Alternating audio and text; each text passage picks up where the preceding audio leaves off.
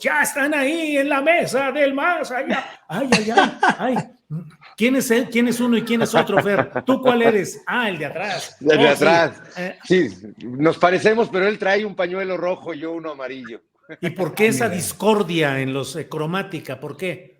No, no es discordia, se llama armonía, Julio. Armonía, el rojo y el amarillo. Órale, muy El que bien. tiene que ser un viernes armónico. ¿A poco no, mi querido Horacio? Melódico y armónico. Eso es contrapuntístico lo que tú traes, ¿eh? Es puro contrapunto, maestro.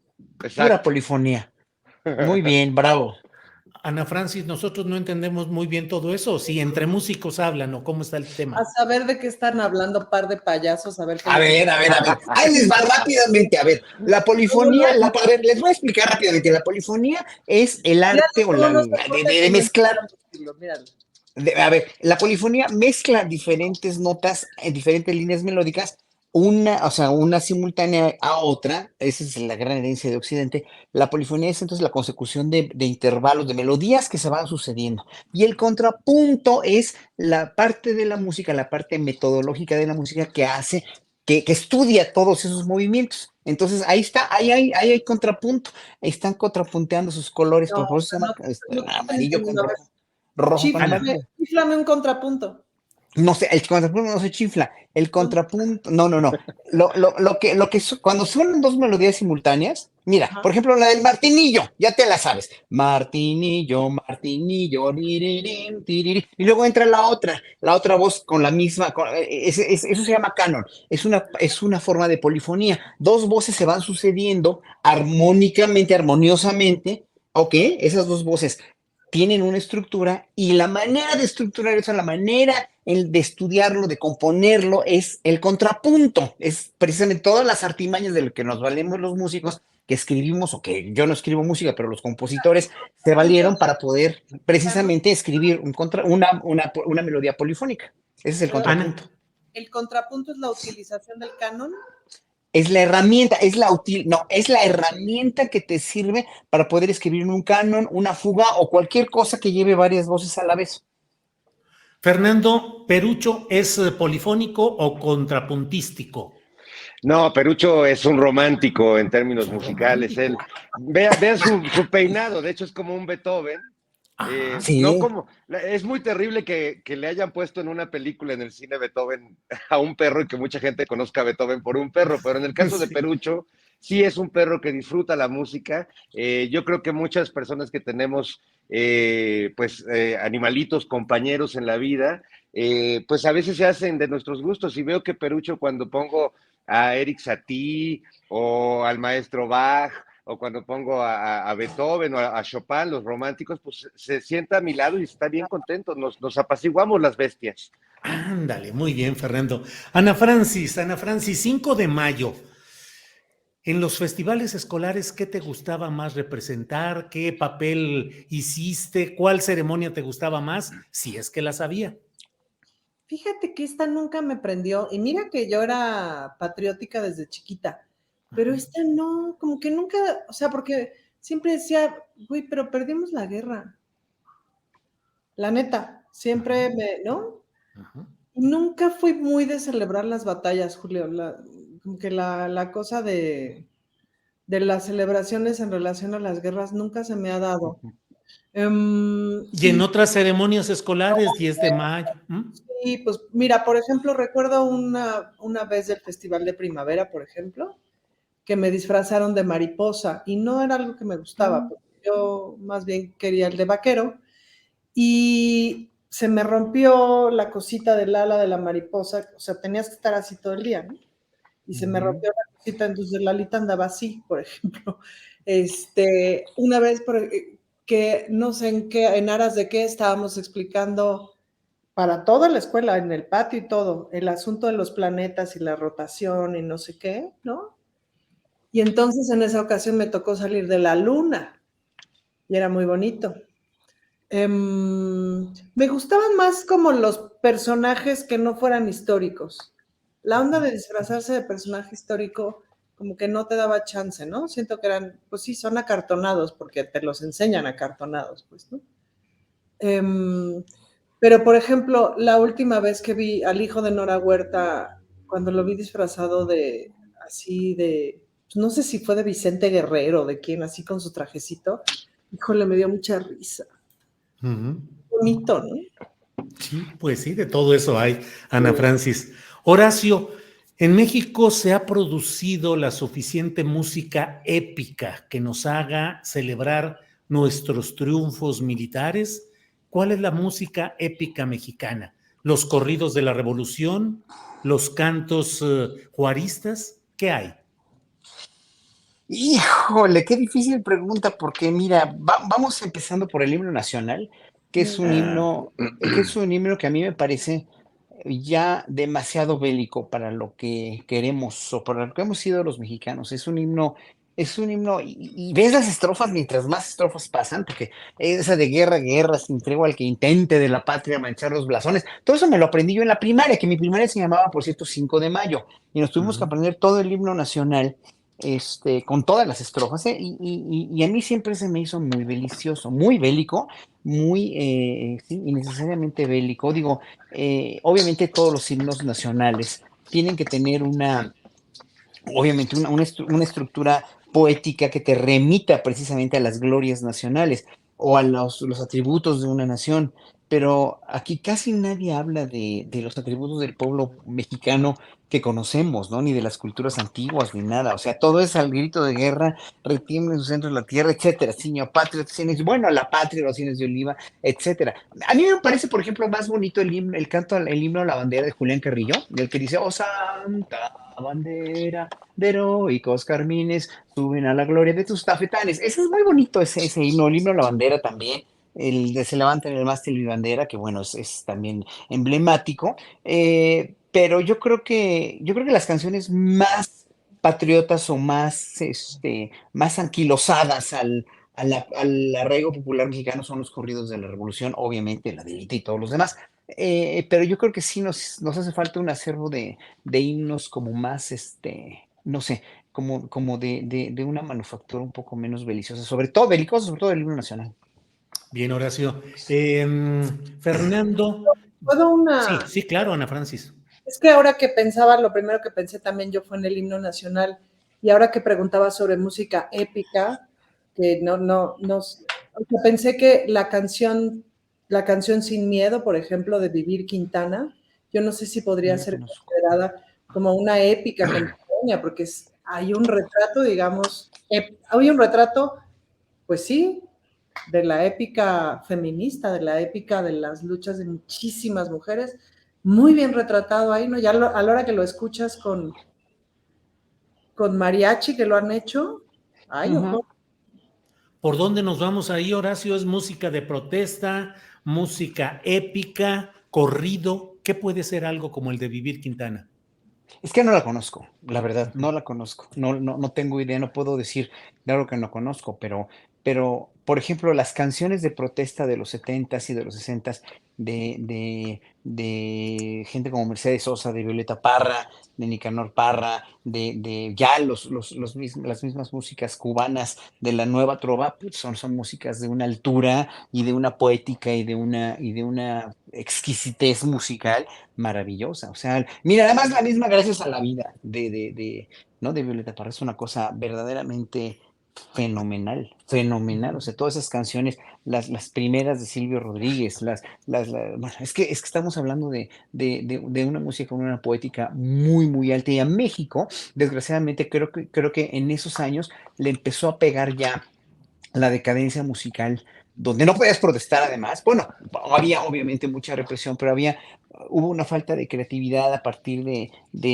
pues sí, del mismo anquilosamiento cultural priista, que en esos años estaba muy bien para muchas cosas, ¿no? Para muchas de las bellas artes, pero que a los cantantes excepto con Chava Flores, que obviamente me merece todo el respeto y está súper bien su estructura musical y su pensamiento, pero muy pocos artistas llegaron porque llegó a la televisión comercial a fregarlo todo. Llegó la onda de la música de manufactura total, absolutamente visual, y pues ya lo televiso, ¿no? O sea, de consumibles rápidos y de chatarrización de la cultura, donde la poética se hizo cada vez menos importante e imperó, y hablo de la poética musical, de las canciones, pues, ¿no? Y se hizo cada vez más y más importante lo visual y lo barato y lo chabacano. No quiere decir que las manufacturas sean malas, porque hay grupos muy buenos de esa época, populares y todo, pero claro, obviamente no fue lo mismo. Además, tuvimos una gran influencia de Estados Unidos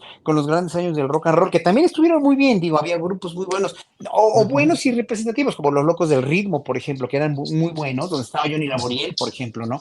Había grupos muy buenos, pero en un momento dado ya nos fuimos más hacia lo gringo, poco a poco nos fuimos más hacia lo gringo que hacia lo contestatario, pues Sí, dijéramos, ¿no? sí. Entonces, la nueva trova cubana se quedó, le llevó muchos años musicalmente y poéticamente de ventaja a la música mexicana, y que me lo rebatan aquí porque tengo muchos elementos para decirles cómo, por qué, cuándo y por dónde, hasta contrapuntísticos los tengo. Órale, contrapuntísticos. Fernando Rivera Yo, Calderón. Sí, yo quisiera Fernando. aportar a este tema, Julio, que es muy, muy bonito, que es, pues, como dices, la música y la épica. Y yo creo que no hay guerra, así como no hay cortejo, porque finalmente se parecen y están relacionados desde la música que hacen los pájaros, que hacen música para Ujú. cortejar y hacen música para pelear, para la guerra. Y la canción, la música siempre ha acompañado los procesos revolucionarios en México. Sí creo que Canción sin Miedo de Vivir Quintana se ha convertido en eso, en un nuevo himno que acompaña a una revolución feminista y a un movimiento muy poderoso, pero ha habido muchas canciones que se ha apropiado sin esta cosa mediática que ahora permite que las cosas se viralicen. Pues en los tiempos de la revolución se viralizaba la cucaracha, por ejemplo, y había una cucaracha villista y una carrancista y una zapatista, y cada grupo militar adaptaba la cucaracha de manera humorística para criticar al contrario. En la reforma igual, recordemos la versión maravillosa, satírica de Adiós Mamá Carlota, que presentaba Vicente Riva Palacio, Exacto. que hizo esa letra. Desde la época independiente, pues hay registros de canciones satíricas, canciones contra Santana. Entonces, es una hermosa historia. Y yo sobre el 5 de mayo, pues sí tengo una opinión diferente porque, pues, crecí en un hogar donde, pues, la historia se veía o se ve de una manera más épica, y el 5 de mayo sin duda pues es una batalla que, más allá de lo que ahora celebren en Estados Unidos o conmemoremos nosotros, pues es una épica digna de cualquier película de Hollywood de acción. La proeza del general Zaragoza con las tropas mexicanas, la egolatría y la soberbia del ejército francés con Lorences diciendo que no, pues que ya sin pelear casi ya era dueño de Sí. México. Y Zaragoza, que es un personaje maravilloso, que además a unos meses después de haber ganado esta épica batalla, pues muere súbitamente, ¿no? De una enfermedad gastrointestinal, si no me equivoco. Y yo de niño, pues me aprendía una rola porque mi papá tenía un disco verde, me acuerdo, con un monumento que está en Puebla, ahí al pie de los fuertes de Loreto y Guadalupe. Y si me permiten, se las voy a cantar. Decía más o menos así: mexicano soy y orgulloso estoy. Fueron mis paisanos los que un día defendieron la nación contra el invasor, contra el francés. Un 5 de mayo Zaragoza, quien Puebla los venció. 1862, Ciudad de Puebla, 5 de mayo, pues Zaragoza, el mexicano que venció al invasor. ¡Viva Órale, bravo. México! Muy bien, Fernando Rivera Calderón. Gracias, Bien. amigos. A ti, Fernando. Ana Francis, ¿qué agregar a todo a toda esta ensalada musical? ¿Qué Seguimos, es? seguimos en la lucha, Julio. Seguimos en la lucha. Seguimos en... Órale. Oye, Ana, ya hablamos mucho de música. ¿Qué te parece si ahora hablamos de teatro? Dime, ¿le darías chamba en una producción teatral a Ricardo Monreal con su nueva producción de Prefiero ser nada? Sí, ahora sí, Julio, porque ha demostrado una gama importante de sentimientos. Es decir, con esta última declaración de primero, permítanme parafrasearlo, no lo dijo así, pero el primero me mato antes que traicionar a mi presidente. Pues Oye, me mato. es que lo dijo muy bonito, Julio. Le echó melodrama, pero además lo actúa bien. O sea, no lo actúa así de que no le crees, no, hasta podrías llorar con él. Le echa. Lo que es muy interesante descubrir, esos personajes son fascinantes como personajes, Julio. Más allá, quisiera tratar de hacer una descripción sin mayor juicio. Verdad de Dios que casi no trae jiribilla mi comentario, poquita nomás. Pero, es decir, como todo el proceso mental que hace que el personaje transite de acá para acá, ¿no? Es decir, lo que decía en estas cuasi amenazas, o así lo recuerda mi memoria, de cuasi amenazas de si no soy yo el candidato presidencial, esto se va a poner muy horrible, a primero me mato que traicionar al movimiento, traicionar a mi presidente, no sé qué. Entonces, en medio, digamos, hay una escena en medio que es sin duda el asunto del Senado del otro día, que ahora yo he llegado a pensar si ese asunto del Senado habrá sido en efecto un momento en donde el personaje se da cuenta de que ya no tiene tanto poder, o todo aquello fue un tinglado también bien manejado por el personaje para regalar el rechazo, para, ¿cómo se llama? Para coordinar, digamos, de alguna manera el rechazo a una votación, mientras había prometido que iba a lograr unos votos, pero a la hora de la hora les dijo, tenga que, se hizo el que las iba a lograr, pero no los iba a lograr, pero en realidad siempre supo que no los iba a lograr. En fin, tramas, ¿ves? ¿Cuál es la dramaturgia ahí, Ana Francis? Pudo haber sido alguien que de origen nunca hubiera estado comprometido con todo lo que estuvo diciendo de que se iba, de que diciembre me gustó para retirarme y todo. Y en el fondo pudo haber sido una especie, pues no de agente doble, sino de agente con una sola función que engañó y engatusó a la oposición, los hizo caer en una serie de garlitos y luego termina como en la canción de Javier Solís, la de entrega total, diciendo, pero esta vez quiero entregarme a ti en una forma total. Es que habría que hablar de la génesis del personaje. Ahí hay un, fíjense cuánto entretenimiento nos ha traído este personaje a esta mesa que más aplauda, como dice Letiche, que somos la mesa que más aplauda. No, sí, no. Yo recuerdo este testimonio que soltó Laida Sansores por ahí que decía, extraño al compañero Monreal, al hermano Monreal, me parece que lo nombró. Por favor, todo lo que digo, recuerden que es como lo recuerdo, no pasó, es decir, es mi narración. Entonces, pero la vida es como uno la recuerda, han dicho los clásicos. Entonces, a mí me impresionó ver, porque claro, yo no conozco al personaje de tanto tiempo y además es que no lo conozco. ¿No? O sea, no lo conozco, nunca hemos conversado, etc. Entonces, Laida Sansores lanza extraño al hermano Monreal, extraño al compañero no sé qué, lo cual significa que hubo un personaje así en algún momento, o por lo menos un personaje así, pues en la vivencia de Andrés Manuel, en la vivencia de Laura, de Laida, y en la vivencia de tantos otros de por ahí, pues, ¿no? Al que yo he conocido como ciudadana, pues, ¿quién es? ¿Cuál de todas sus máscaras? Brillante, político de cepa, gran negociador, etcétera. Sí, hombre, pero eso no necesariamente nos indica en dónde coloca sus talentos.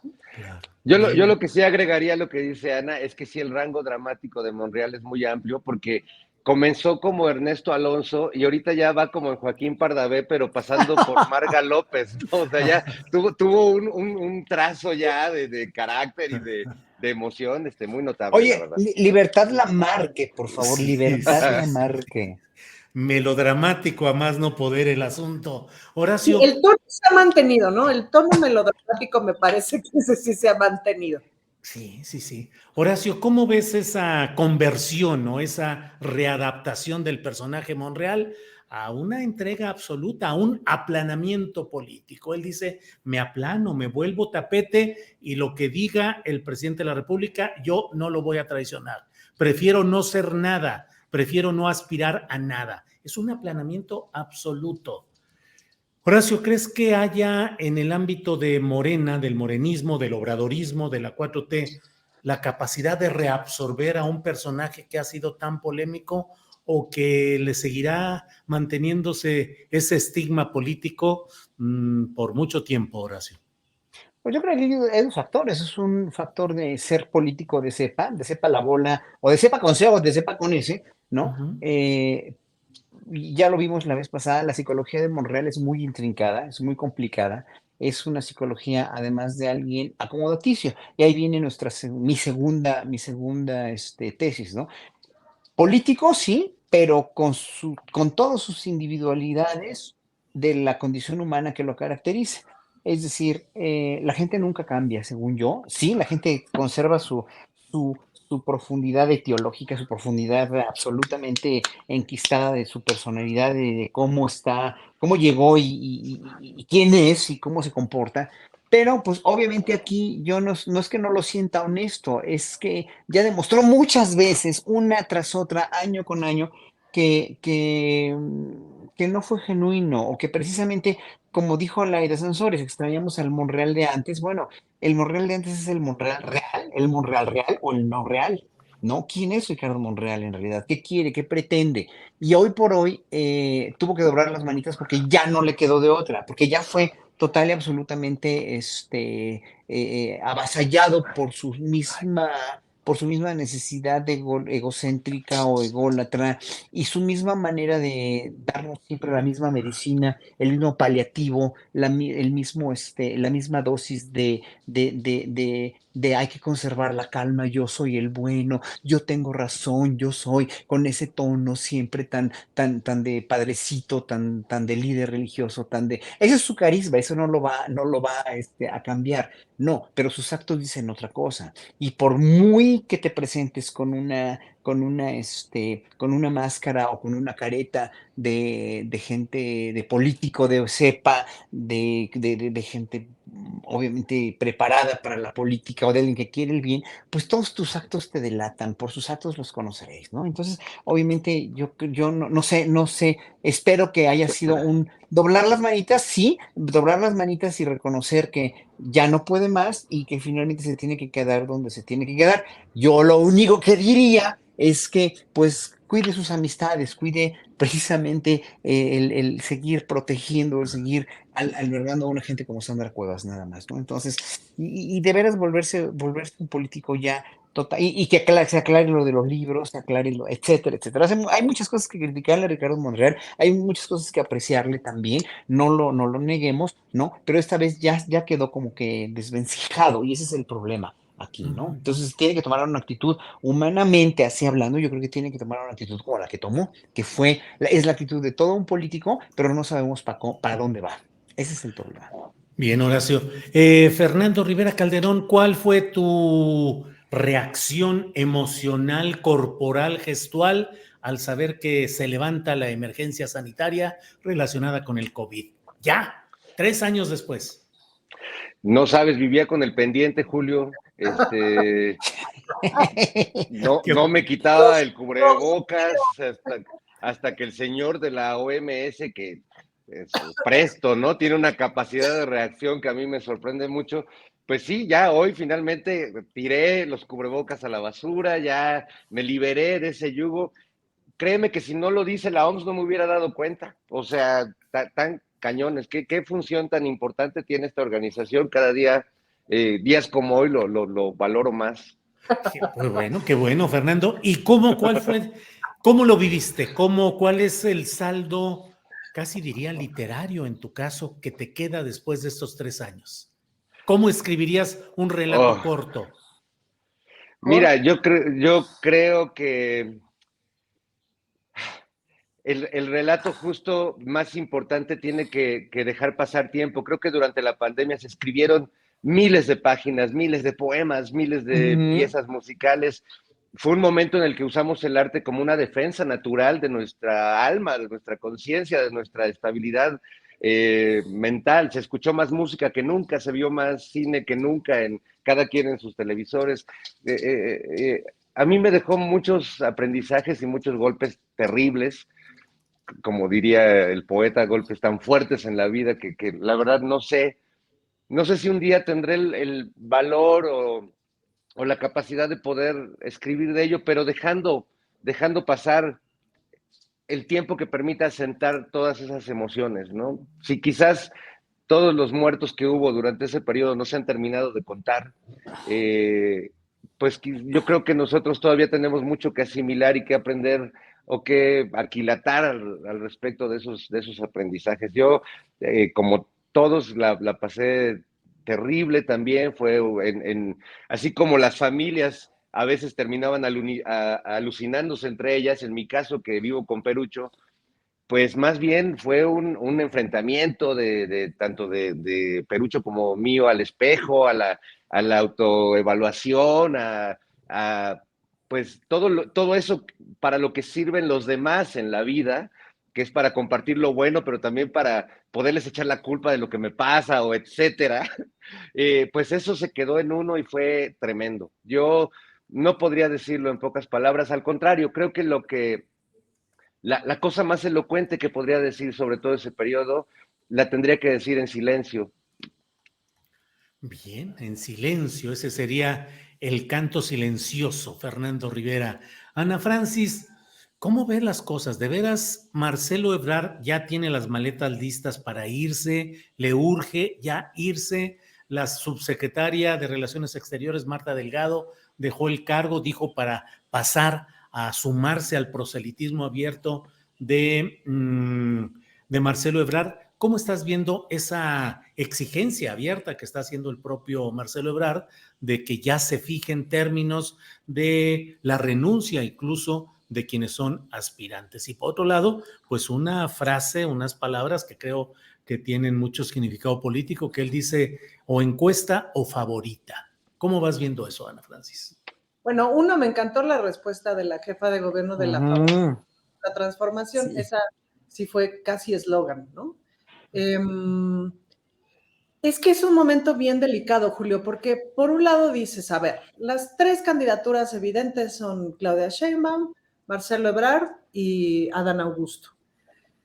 Pero a mí como ciudadana digo, está padre, pero no quisiera que dejaran sus funciones. Hasta 6 meses antes me parecería razonable.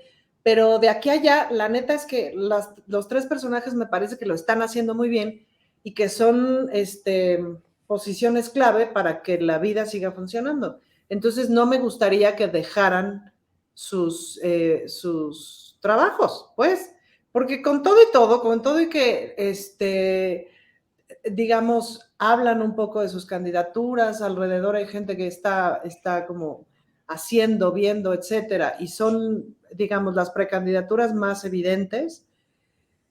Pues yo no veo que Marcelo tenga descuidado su changarro, tampoco Adán Augusto y tampoco Claudia Sheinbaum, ¿me explico? Y eso me parece que está bien. ¿Cuándo debería de ser el momento? Mi deseo como ciudadana, y de veras es por un asunto de que no dejen los trastes a medias, es que no sea más allá de 6 meses antes, pues, ¿no? Y cada uno, pues la verdad es que tiene un espacio de exhibición que le va a favorecer o no para construir estas precandidaturas, porque pues están en el ojo público y están en el escrutinio todos los días, es decir, estamos viendo cómo trabajan, estamos viendo quiénes son, estamos viendo qué hacen.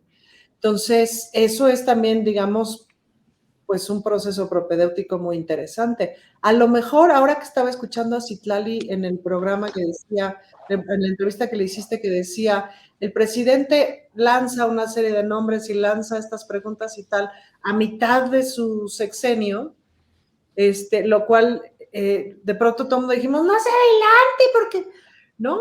Se van a armar los chingos, no. Y ha resultado un proceso muy interesante en el que por un lado, pues ha habido quien saca el cobre, tenemos ahora justamente estos resultados de primero muerto antes que traicionar al presidente. Y tenemos a estos tres personajes que han ido surfeando la circunstancia, a veces con más dignidad, a veces se resbalan tantito, pero nos ha puesto a mirar. El personaje, el presidente me parece que le apuesta a esto, ¿no? Le apuesta a los maratones, es decir, cuando tú haces un maratón, nunca he hecho un maratón, pero digamos, cuando haces una carrera larga, cuando haces un proceso largo de algo, al 70% del proceso se sale quién eres, se brota quién eres en realidad, ¿no? Entonces, pienso que eso es lo interesante de esto. Ana Francis. Horacio Franco, ¿cómo vas viendo esta evolución de los personajes inicialmente nombrados? Bueno, pues Monreal parece que ya no estará ya en esa dimensión presidenciable. Gerardo Fernández Noroña, que no es miembro de Morena ni del PT, no está afiliado a ningún partido, ahí sigue caminando, creciendo y trabajando por fuera, aunque pareciera estar quedando fuera de la narrativa desde Palacio Nacional, es decir, pareciera que todo se está centrando en cierta área, en los personajes, en los tres principales, que son Adán Augusto, Claudia Sheinbaum y Marcelo Ebrard. ¿Cómo vas viendo esa circunstancia? ¿Qué te parecen las premuras que plantea Ebrard, el trabajo operativo puntual de Adán Augusto y pues lo que yo veo, he dicho y he escrito, que pareciera que hay un cierre de filas de la clase política obradorista, morenista o 4T alrededor de Claudia Sheinbaum, quien diariamente, cada fin de semana, tiene alrededor de ella una conjunción de fuerzas políticas, pues muy clara. Y por otra parte, ¿cómo ves también el proceso de Fernández Noroña? Horacio. Pues mira, yo lo único que pienso es que si ahorita hay una decisión entre ellos, por dichos, por acciones, por sobreuso o sea, explotación de imagen, por cualquier cosa que sea, pero si hay una decisión, va a ser muy delicado y se van a echar la soga al cuello y le van a echar la soga al cuello a Morena, nada más. Como le echaron la soga al cuello a Morena en el estado de Coahuila. Es decir, si no se unen, ya lo hemos visto muchas veces, si no hay una, una coalición de la izquierda en Coahuila, pues va a ganar el PRI y ya, y otra vez tenemos el PRI Morena en el poder. Lo quiere así el pueblo, lo quiere así Morena, lo quiere así Guadiana, lo quieren allá ellos. Ya, o sea, ya más no podemos hacer, ¿no? O sea, como ciudadanos, pues obviamente a los que les queda votar es a los coahuilenses, pero pues echaron la soga al cuello por esas decisiones, por esas cuestiones del ego personal y de que, y de echarse habladas justas o injustas, a mí no nos tiene que importar. Acuérdense que en la política, creo yo he aprendido eso como ciudadano. Si no demuestras, como lo demostró el PRI durante tantos años, una cohesión, una congruencia, una unidad, aparente o no, o sea, eso no lo vamos a dejar, no lo vamos a poner en tela de juicio. Pero si no demuestras una unidad y una congruencia y de veras unos procedimientos que aunque sean en cierto sentido se basen en dichos y no en hechos y no en verdaderos sentimientos, ¿no? Pues obviamente vas a empezar a hacer una decisión, a escindir y a poner en duda toda la fuerza de cualquiera de los tres candidatos. Eso es lo único que yo les pido a todos. Y a Fernández Noroña, pues obviamente tiene todo el derecho y yo lo admiro mucho como persona, como una gente con una sensibilidad social, etcétera. Hay mucha gente que no lo quiere, pero Noroña tuvo de veras los tamaños tompiates desde hace años de poner las verdades, de decirlas en su cara. Eso tiene una gran valentía. Yo lo veo, o sea, si no va a ser candidato a la presidencia, que se ponga también como un importante senador o como un un representante de una bancada, como jefe de gobierno, o como sea. A Morena le hace falta también un candidato fuerte como jefe de gobierno, ya lo tienen que ir definiendo. O sea, las definiciones no importa quiénes sean, ya sabemos quiénes son y yo creo que los tres corcholates de Morena, exceptuando Morena, que pues ya se salió, ya lo podemos decir así abiertamente, las tres corcholatas de Morena, incluido Noroña también como parte de la izquierda, y luego, bueno, con ellos ya tienen ya hay una representatividad por parte de la izquierda. La cuestión es que si ahorita se empiezan a echar mierda entre ellos, Es ahí donde la puerca va a torcer el rabo y van a perder muchísimo, pero muchísimo. Por eso es tan importante tener hasta la última palabra sopesada de lo que se va a decir, de lo que se va a publicar, de lo que se va a enseñar incluso, ¿no? Entonces ahí tanto el presidente como todas las corcholatas tienen que ser muy extremadamente cuidadosos y sobre todo mostrar una unidad que sí se puede lograr, yo creo, cuando el ego no te gana. Si el ego te gana, ya te jodiste de por vida, porque aquí no es ego por una persona. La única persona que pudo haber llegado a partir de un trabajo que sustentó ese ego es Andrés Manuel López Obrador y ya vimos los resultados, que han sido resultados muy satisfactorios en muchísimas cosas y está tomando un rumbo diferente el país. Eso es lo que queremos seguir. Entonces, no importa si se llama Claudia, no importa si se llama Marcelo, no importa si se llama Dan Augusto, no importa si se llama Gerardo, no es eso. Lo importante es seguir con un proyecto antes de seguir con mi proyecto personal como político. Bien, Horacio. Sí. Fernando Yo Rivera. lo que creo, ahí me oigo, sí. Sí. Lo que creo es que el tema de la favorita, como juega Marcelo, se me hace, no me gusta mucho, porque lo que está infiriendo Marcelo es que es la favorita del presidente y podrá ser la favorita del presidente, pero el presidente no tiene por qué imponer a Claudia Sheinbaum, no tiene necesidad. Eh, Creo que es claro que, como tú acabas de decir, Julio, si las fuerzas políticas están con Claudia, no es de manera gratuita, es porque hay una gran simpatía de muchos sectores de este país que están con Claudia. Entonces, no es que sea la favorita del profesor, como esa vieja canción que cantaba, creo que Maite Gauss o Sí. Julisa, que decía, quiero ser la favorita del Ahorita del profesor. Es profesor. Julisa, era Julisa. Era Julisa. Bueno, pues sí, seguro Claudia quiere ser la favorita del profesor, pero creo que como político le interesa, como política le interesa mucho más ser la favorita, pues de quienes van a votar por ella, desde las encuestas previas para elegir candidato hasta quienes voten por ella en las urnas. Entonces, Ujú. yo ahí sí no entiendo a qué juega Marcelo, infiriendo que va a ser otra vez el presidente con su dedo mágico el que lo va a decidir, cuando sabemos que no va a ser así, creo que por primera vez o en la historia de este país. Creo que nos cuesta trabajo creer que pueda suceder así, pero yo creo que es que no hay vuelta atrás, porque estamos todos aquí de testigos para empujar o para impulsar o para cuestionar cualquier resultado que vaya contra eso, Ujú. contra una elección pues de mucha gente. Entonces, no sé qué juega Marcelo diciendo que las reglas claras y que todo quede claro. Dime qué reglas claras permiten que la favorita de muchos sectores, y no por negar a quienes apoyan a Marcelo, pero bueno, hagamos nuestra propia encuesta callejera, cada quien en su círculo, y vamos a ver cómo están más o menos las cosas, ¿no? Yo pregunto cotidianamente y me doy cuenta más o menos. Entonces, las reglas claras no van a borrar a un favorito y van a beneficiar al que va en tercer o cuarto lugar en las encuestas, ¿no? De ahí sí no sé a qué le juegan. Prefiero el melodrama de Monreal a la actitud de Marcelo de los últimos días, que siento que curiosamente está ocupando la vacante del Monreal malo, ¿no? Mm, del Monreal malo. Ana Francis, Pero sí. una cosa, Julio, es que pensaba que a la hora que el presidente dice el pueblo y el pueblo bueno, o sea, ha sido como muy manoseado este asunto, pero ahora que he estado observando de cerca, porque pues ahora ya tengo algo de vida partidista, cómo se va construyendo militancia, cómo se va construyendo, pues los partidos hacen, o bueno, por lo menos sé que Morena hace, ¿cómo se llama? Recorridos, etcétera, casa por casa, se distribuye la revista Regeneración, se le pregunta a la gente, ¿le interesa a usted seguir recibiendo información? No sé qué, se contacta, se hacen comités vecinales, se hacen no sé qué, ¿no? Es decir, se hace organización comunitaria.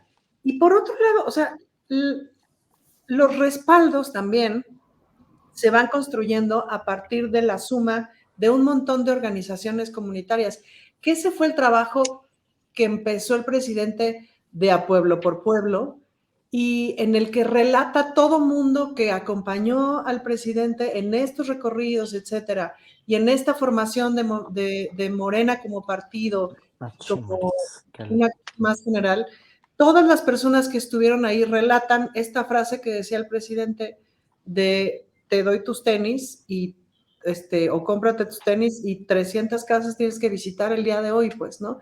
Y así fueron construyendo el movimiento en todo el país. Y eso genera toda una red y va generando toda una red. Entonces, pues en esa se formó Claudia. Entonces, hay un como trabajo, estructura, forma metodológica de hacer política, eso me gusta más. Hay como una forma metodológica de hacer política que tiene que ver con ir a ver a la gente. Y me parece que Marcelo viene de otro lado, pues, ¿no? Viene de una forma metodológica de hacer política distinta, en la que no habla con mucha gente. ¿Habla con mucha gente de la élite y del poder? Sí, pero no necesariamente habla con mucha gente. Y eso es interesante, pues, ¿no? Eso es interesante en términos de lo que estamos siendo hoy. Y eso se ve. Ana Francis, ¿y a qué juega Marcelo? Pregunta Fernando Rivera Calderón. Pues no lo sé.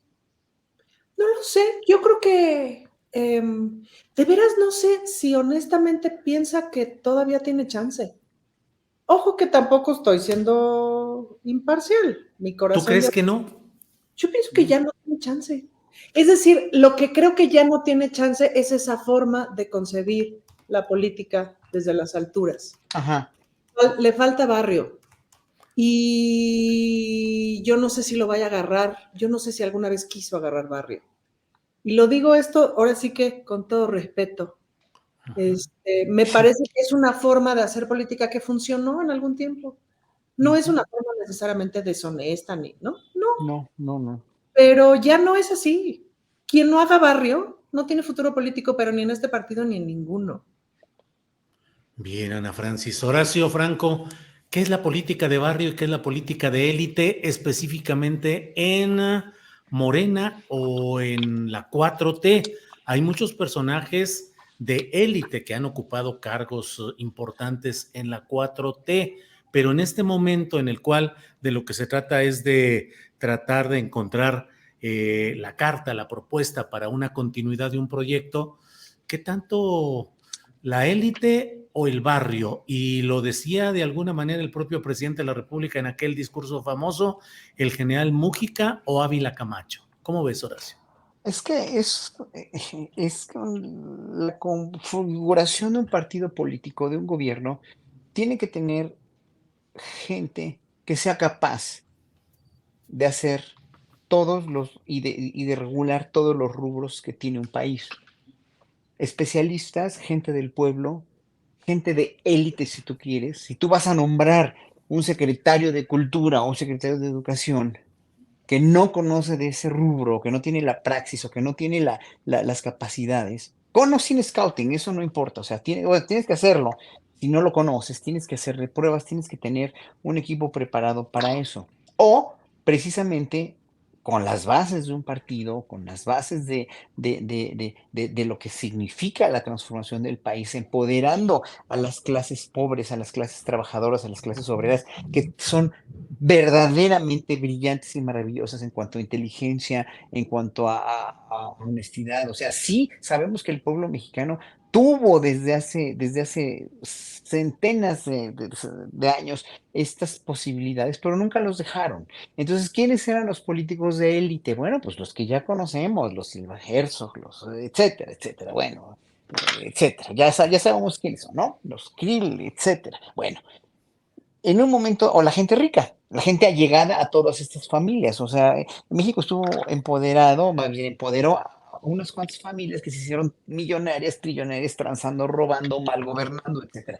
Ya vimos el resultado de esto, ya vimos que no funcionó. Llegó un ser que también es un político no de élite, pero que se llama Andrés Manuel López Obrador, que trabajó y trabajó y trabajó y conoce hoy lo dijo, conozco los 200 y cacho municipios de Puebla y conoce todo México perfectamente bien y es gente del pueblo, ¿no? Es gente que viene desde abajo. Y vemos lo brillante que lo está haciendo y hay mucha gente que no ha tenido oportunidad de hacerlo porque nunca la han dejado. Este es el primer sexenio, creo yo, donde se está dejando precisamente a toda la gente por lo menos aspirar a que lo puede hacer, aspirar a que con esas raíces que tenemos profundas, indígenas, mestizas, negras, etcétera, etcétera, podemos hacerlo como pueblo ya igualitario, sin clasismo y sin racismo, que es la primera vez en un sexenio, aunque yo lo vengo mencionando desde hace años, desde hace más de 40 años, que este es un país racista y clasista, pues nadie me peló nunca, pero bueno, así es. Entonces, de élite o no de élite, la gente tiene que estar preparada y tiene que estar íntegra, tiene que estar, cuando oigo hablar de unos Citlali Hernández que viene también desde abajo, es una gente preparada, es una gente que tiene todo para ser un político brillante, que ya lo es, ¿no?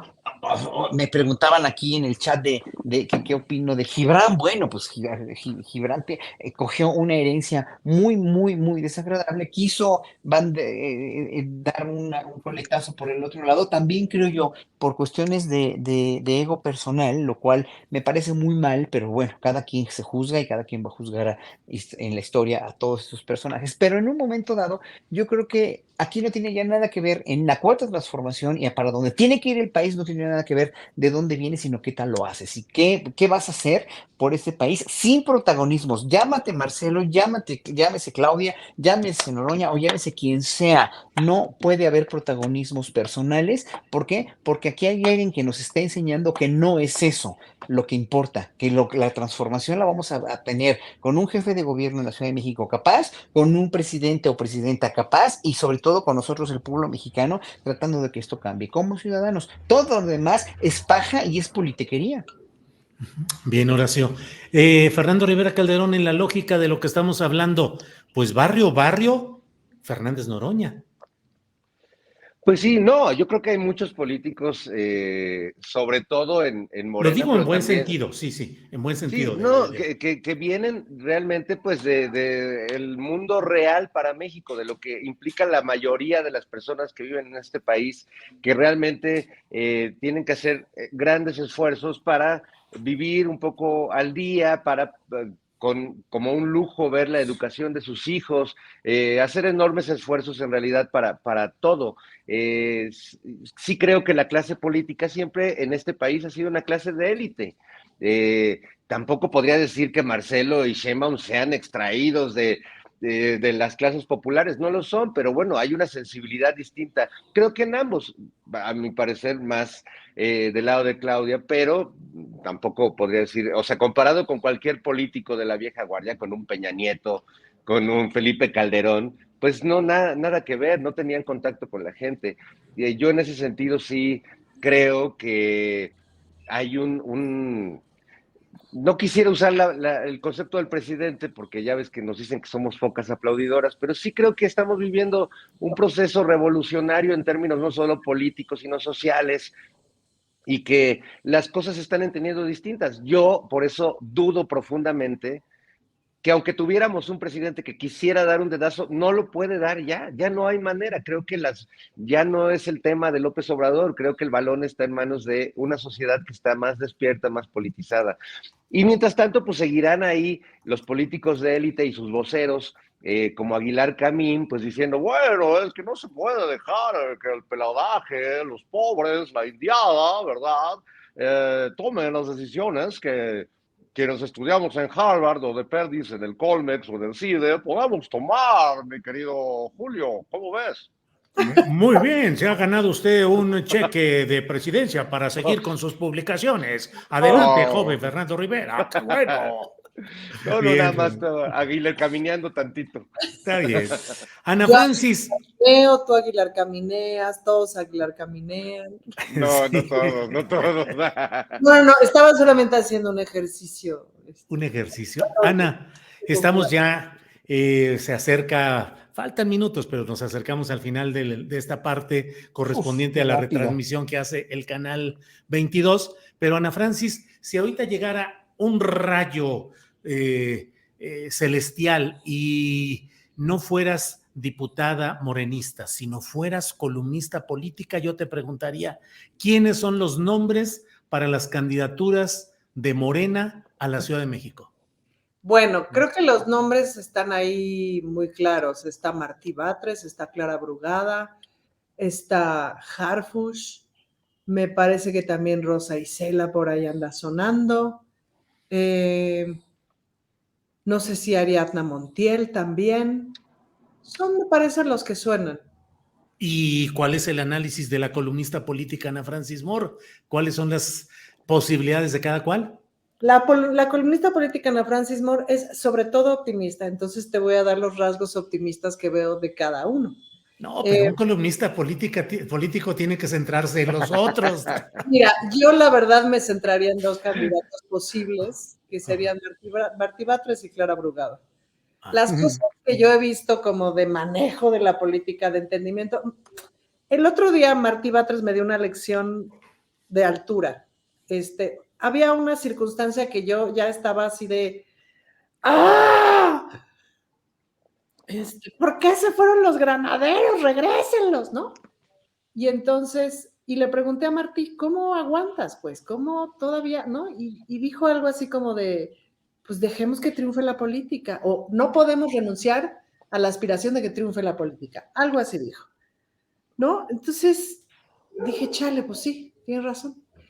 Y la verdad es que he estado aplicando su lógica en el último mes y cacho y me ha ido bien, sobre todo me ha ido bien internamente, no sé si la política ha triunfado, pero yo he estado como mucho más en paz y se me han abierto mucho más la posibilidad de ideas para que triunfe la política. Y sí ha triunfado. El otro día aprobamos un dictamen que me costó mucho trabajo y triunfó la política. Y por otro lado, pues lo que Clara Brugada ha hecho en Iztapalapa es impresionante, Julio. Iztapalapa ya es más seguro que Benito Juárez y venía de un rezago bien impresionante. Y por eventos y por cosas, pues he estado muy cerquita de Iztapalapa, además de que fui a ver La Pasión y me la pasé bomba y me super aluciné y etcétera. Entonces, esas 2, la verdad es que me parece que son las candidaturas más adecuadas por cómo conocen y han trabajado la ciudad. Ana, sería Martí Batres por escalafón y Claudia Brugada por padrón electoral. Clara. Perdón, no, sí. Pues es que no sé, porque sí es, o sea, por un lado también está la decisión de si es hombre o si es mujer, ¿me explico? En ese sentido no son competencia y eso me parece muy bueno. Me parece que esa decisión viene del partido, de si es hombre o si es mujer, no lo sé, o no sé si viene del INE. En esas cosas me falla el conocimiento. Dispénsenme. Y fíjate que, perdón, Ana, pero yo creo que además ahí entra otro factor, porque yo coincido que esos son para mí los candidatos más fuertes. Me parece que Rosa Isela es una extraordinaria funcionaria, la verdad, pero para gobernar esta ciudad veo más el perfil de Martí y de Clara. Pero creo que Martí es como la teoría y la práctica, ¿no? Martí es la teoría y Clara es la práctica. Martí tiene una gran experiencia en la administración pública, creo que lo ha hecho muy bien. Y si bien ha tenido épocas de mucho contacto, también es un funcionario de trabajo, ¿no? Y Clara todo el tiempo está en contacto con la gente y ese es su superpoder, ¿no? Tiene una gran comunicación con su gente más cercana. No sé si ese gran liderazgo que tiene entre su gente logre permear al resto de quienes puedan votar por Morena en la ciudad. Tampoco sé si el trabajo de escritorio de Martí, que creo yo que ha sido bueno y que vaya que es complejo el trabajo que tiene, logre trascender también públicamente como para poder colocarse como un candidato viable. Bien. Ana Francis, ¿termina tu idea o ya quedó? Perdón, Ana, pero... No, ya. Bien, Horacio, nos quedan como 2 minutitos para cerrar la transmisión del canal 22, así es que empecemos con la seccioncita de el postrecito, por favor, Horacio. Mi postrecito es una pregunta para ti, o más bien una referencia hacia ti a lo que publicaste ayer de José Ramón López Beltrán, de cómo te llovió, de veras, cómo te llovieron insultos en Twitter finalmente por haber expuesto esta mala leche periodística, que además me entero hoy de que ya está metido Mexicanos contra la Corrupción y la Impunidad en la Septien, lo cual me parece grave, lo cual me parece que todos los alumnos deberían hacer una protesta. Me parece verdaderamente muy, muy, muy peligroso y muy lamentable, porque ninguna asociación civil, por muy justa ideología que tenga, se debe meter de lleno en ninguna escuela. No lo sé, habrá que investigar. Lo oí hoy en Rompeviento, pero bueno, es muy importante esto porque finalmente, bueno, lo que tú dices no es otra cosa más que una noticia y tu opinión personal, ¿no? Lo cual me parece muy bien. Y bueno, esto de que ahora eres chayotero y de que eres no sé qué, aquí también recibo yo estas cosas estas cuestiones de falsedades. Que la gente lo demuestre nada más, ¿no? A mí lo único que yo les pido, o sea, si dicen que yo gano 100,000 pesos en el conservatorio y que no voy, o sea, yo me desvivo por mis alumnos del conservatorio y lo puedo demostrar y demás. Mi sueldo bruto es como de 30,000 pesos, como de 20 y tantos, no, no es cierto, como de 30 y tantos mil pesos al mes en el conservatorio de tiempo completo y casi 40 años de antigüedad.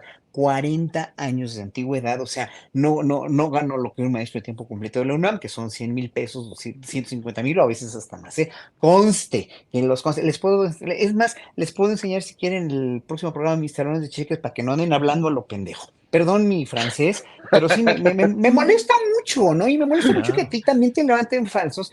Pero bueno, cuando la gente va a levantar falsos como los de José Ramón o como el tuyo, como el mío, como el de los falsos que le levantan igual a Ana Francis, cualquier falso que va a levantar, que lo haga con los pelos de la burra en la mano, por favor, ¿no? Porque ya no está el horno para bollos, ya la cuestión del descrédito y de la cuestión pública, de sacarle los trapitos al sol a la gente, ya está muy quemada, ya no funciona. Nada más lo único que hacen es de veras que se les regrese como un boomerang y que finalmente pues todo lo que está haciendo la oposición aquí es realmente suicida porque finalmente ya nadie les cree. Esta reunión que hubo, esta conferencia de prensa que hubo con todos los líderes de la oposición fue verdaderamente lamentable porque nadie la del cártel inmobiliario, porque nadie dijo, o sea, sí, estamos todos para uno y uno para todos, pero nadie dijo nada de los 10 millones que faltaban y nadie dijo la verdad de lo que faltaba, ¿no? Nos Entonces nadie, andaban nadie dice,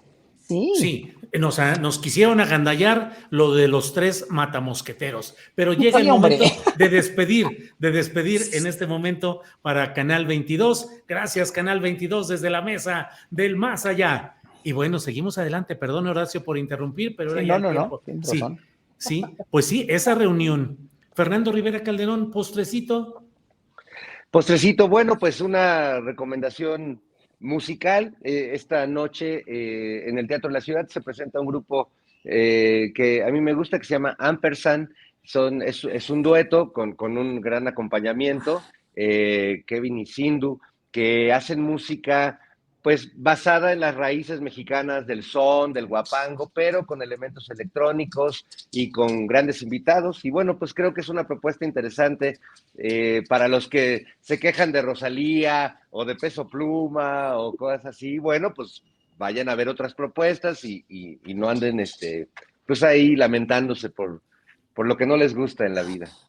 Órale, Fernando. Ana Francis, postrecito, por favor. Pues primero, Julio, empiezo con un agradecimiento muy, muy, muy especial a la Colonia Presidentes Ejidales por el evento del Día de las Infancias que hicimos el domingo. Ay, Julio, que la pasamos increíble, increíble.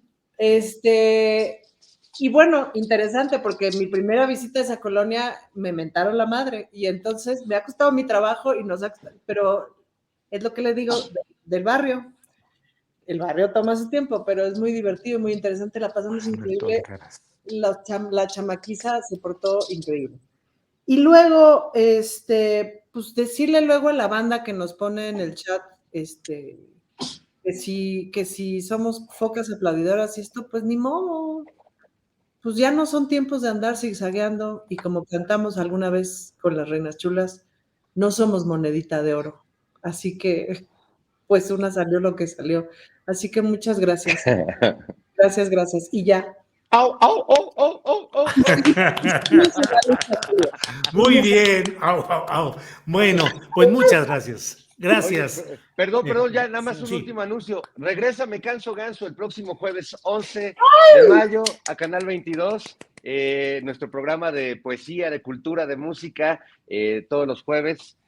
Supongo que será el mismo horario, más o menos, 9:30 de la noche, pero regresamos a Canal 22, cosa que me da mucho gusto porque ya llevábamos medio año sin poder volver a las pantallas, así que estamos muy Perfecto. contentos. Qué bueno, Fernando, de celebrarse. Ana Francis, Gracias. gracias y buenas tardes. Gracias, los quiero, amigos.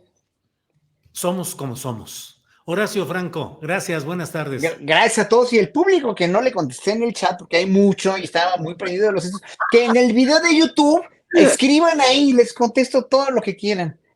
Órale. Ahí, porque siempre contesto los domingos, me la paso cuando tengo chance y casi siempre les contesto en el video de YouTube ahí, les contesto todo lo que quieran, porque aquí no puedo ya, pues es demasiado, ya. Ya, Mira, hay muchos internautas ahorita y están de veras muy prendidos todos. Bueno, mejor eso dile, está bien. mejor hay que decirles, nos vemos a la salida. Nos vemos en la No, salida, vato. Déjense venir, como dijo el. Fíjense. Déjense Sí, venir. Julio, déjense venir. Eso. claro, claro. No, pero la gente muy linda, la mayoría de la gente muy linda, hay que uno cuanto que otro bot, pero en la verdad muy lindos, pero luego preguntan cosas así que ya no puedo contestar porque se me va el avión. También tampoco soy, Ya, no, Julio, está tremendo. Julio ya se tiene que ir, ya vámonos.